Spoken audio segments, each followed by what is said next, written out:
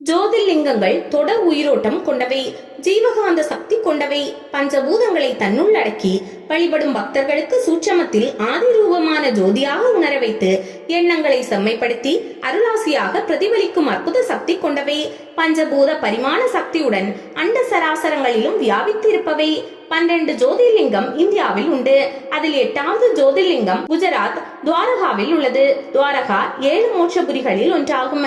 இது விடுதலை அளிக்கும் புனிதமான இடம். குஜராத் சௌராஷ்டிரா கடற்கரையில் உள்ள துவாரகா நகரத்திற்கும் பேட் துவாரகா என்னும் தீவிற்கும் இடையே உள்ள ஆலயம் இது. ஜோதிர்லிங்கம் நிலத்தடி கரைவரையில் பிரதிஷ்டை செய்யப்பட்டுள்ளது. 25 மீட்டர் உயரமுள்ள சிவன் அமர்ந்திருக்கும் சிலையை பார்க்க அற்புதமாக இருக்கும். பக்கத்திலேயே குளத்துடன் கூடிய பெரிய தோட்டம் ஒன்று இருக்கின்றது. காண கிடைக்காத இயற்கை காட்சிகள் சூழ்ந்திருக்கிறது. அமைதியான இடம். தொல்பொருள் ஆராய்ச்சியாளர்களின் 5 முக்கிய இடங்களில் ஓரிடம் இது. இந்த பகுதி புராண காலத்தில் தாருகா வனம் என்று அழைக்கப்பட்டது. புராண கதை. முன்னொரு காலத்தில் அடர்த்தியான காட்டுப்பகுதியில் தாருகாவன முனிவர்கள் யாகங்களை செய்து பல வரங்களையும் பல சக்திகளையும் பெற்று வாழ்ந்து வந்தனர். அவர்கள் தாம் பெற்ற அனைத்து சக்திகளுமே தாம் செய்த வேள்விகள் யாகங்கள் தவத்தினால் என்ற அகந்தை கொண்டு இருந்தனர். இதனால் தம்மையே கடவுளுக்கு இணையாக எண்ணி ஆலயங்களை மதிக்காமல் தாம் உள்ள இடங்களே ஆலயங்கள் என கருதி வாழ துவங்கினார். அதை கண்ட மற்ற ரிஷி முனிவர்கள் சிவபெருமானிடம் முறையிட்டனர். எனவே தாருகாவன முனிவர்களுக்கு ஒரு பாடம் கற்பிக்க நினைத்த சிவபெருமான் விஷ்ணுவை அழைத்து தாருகாவன முனிவர்கள் முன்னால் மோகினியாக சென்று அவர்களின் சிந்தையை கலைக்குமாறு கூறினார். விஷ்ணுவும் மோகினி உருவில் சென்று முனிவர்களை மயக்கி அவர்களின் தவத்தை கலைத்து அவர்களது சுய கட்டுப்பாட்டை இழக்க வைத்தார். அதே நேரத்தில் சிவபெருமானும் தன்னை ஒரு அழகான ஆண்மகனை போல மாற்றிக்கொண்டு முனிவர்களின் மனைவிகளிடம் சென்று பேச்சு கொடுத்து தன் அழகில் அவர்களை மயங்க வைத்தார். அவர்கள் நாகமணிந்த சிவனோடு சென்றனர். சிவபெருமானின் நாடகத்தை அறிந்து கொண்ட தாருகாவன முனிவர்கள் தாம் சிவபெருமானை விட அதிக சக்தி பெற்றவர்கள் என்பதை காட்ட ஒரு வேள்வியை துவங்கினார். அந்த வேள்வியில் எரிந்த ஹோமகுண்டத்திலிருந்து சில புலிகளையும் மானையும் பாம்புகளையும் படைத்து அவற்றை சிவபெருமானை அழைக்கும்படி அனுப்பினார்கள்.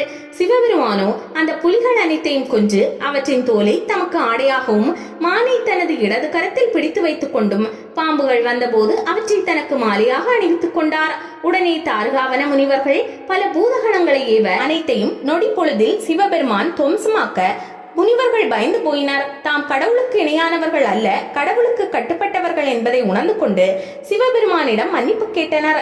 சிவபெருமானும் முனிவர்களை மன்னித்து ஜோதிர்லிங்கமாக காட்சி தந்தார். அந்த இடத்திலேயே பின்னர் ஆலயமும் எழுந்தது. இறைவனுக்கு நாகநாதர் என்ற திருநாமம். அம்பாள் நாகேஸ்வரி என்று அழைக்கப்படுகிறார். மற்றொரு கதையின்படி தாருக் என்ற அரக்கன் மக்களை கொடுமை செய்து கொண்டிருந்தான். குறிப்பாக சிவபக்தர்களை சிறைப்பிடித்து கொடுமை செய்தான். சுப்ரியா என்ற சிவபக்தரை தாக்கி கடல் பாம்புகள் மற்றும் பேய்கள் வசிக்கும் கடலுக்கடியில் உள்ள நரகமான தாருகாவனத்தில் தள்ளினான்.